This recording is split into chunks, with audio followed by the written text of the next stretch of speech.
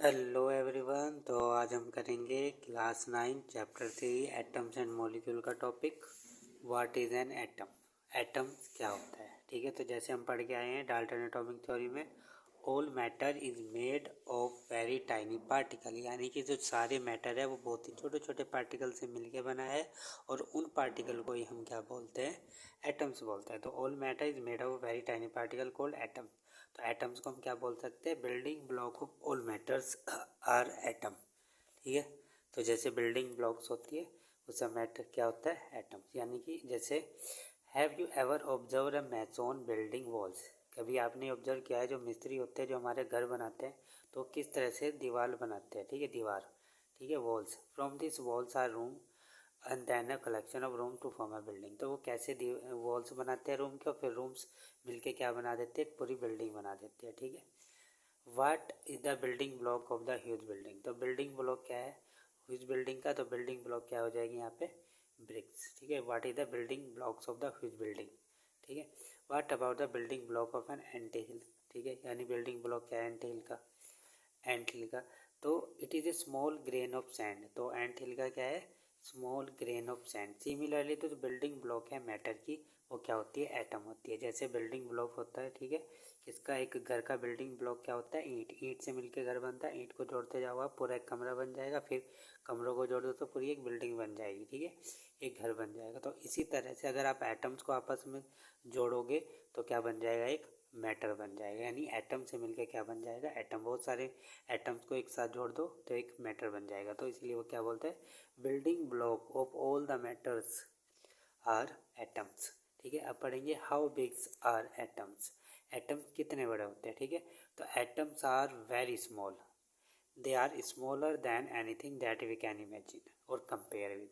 यानी कि एटम्स इतने स्मॉल होते हैं कि उसको हम इमेजिन भी नहीं कर सकते। यानी कि इसको किसी के साथ हम ना तो हम कंपेयर कर सकते हैं और ना इमेजिन कर सकते। यानी कि बहुत ही ज़्यादा क्या होते हैं, छोटे होते हैं, बहुत ही ज़्यादा छोटे होते हैं। More than millions of atom when stacked would make a layer of barely as thick thin sheet of paper. तो मिलियंस ऑफ एटम मिलके क्या बनाते हैं, एक क्या बनाते हैं, थिक शीट ऑफ पेपर बनाएंगे। मिलियंस ऑफ एटम मिलेंगे तब एक पेपर की शीट बनेगी। ठीक है, यानी कि बहुत ही ज़्यादा क्या होते हैं, स्मॉल होते हैं, इनको हम इमेजिन भी नहीं कर सकते और ना कंपेयर कर सकते किसी के साथ। तो atoms are very small, they are smaller than anything that we can imagine or compare with. ठीक है, अब यहाँ पे एटॉमिक रेडियस दे रखी है। Atomic radius is measured in nanometer. Atomic radius को हम मेजर करते हैं नैनोमीटर में, और 1/10⁹ मीटर होता है 1 nanometre.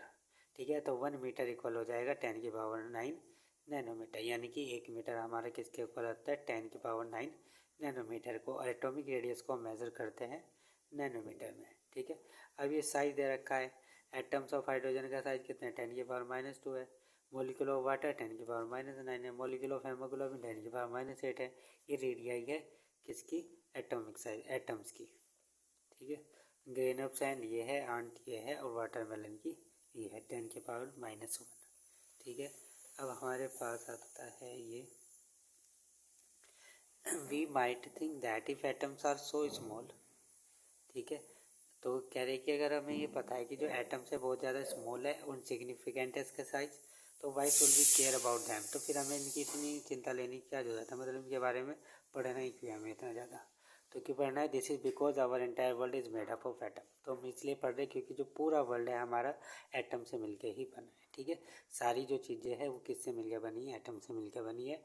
We may not be able to seen them, हम इनको देख नहीं सकते, बट दे आर देयर, लेकिन ये यहाँ पे है। ठीक है, सारे एटम्स के, सारे मैटर्स के अंदर क्या है, एटम है। ठीक है, and constantly affecting whatever we do, और ये कॉन्स्टेंटली हमें अफेक्ट करते हैं जो भी हम करते हैं। ठीक है, क्योंकि सारी चीज़ें क्या है, मैटर है। तो सभी चीज़ें मैटर है, तो सभी चीज़ें किससे मिलकर बनी है, एटम से मिलकर बनी है। और जब ये एटम से मिलकर बनी है तो ये हमें अफेक्ट करती है क्योंकि हम उनको यूज़ कर रहे हैं, मैटर्स को जो भी है। ठीक है, through the modern techniques we can now produce magnified image of surfaces of element showing atom. तो अब हमारे पास मैग्नीफाइड, अब मॉडर्न टेक्निक्स आ गई है कि हम इनको देख सकते हैं। ठीक है, यानी मैग्नीफाइड इमेज इसकी सरफेस की, एलिमेंट की, उसको हम देख सकते हैं। ठीक है, जैसे ये हमें दे रखा है, ये किसकी सरफेस दे रखी है, सिलिकन की, an image of the surface of silicon, ये सरफेस ऑफ सिलिकन है। ठीक है, तो आई होप आप सबको टॉपिक समझ में आया होगा। अगर समझ में आया तो प्लीज़ वीडियो को लाइक कर दो, चैनल को subscribe. Thank you for watching this video.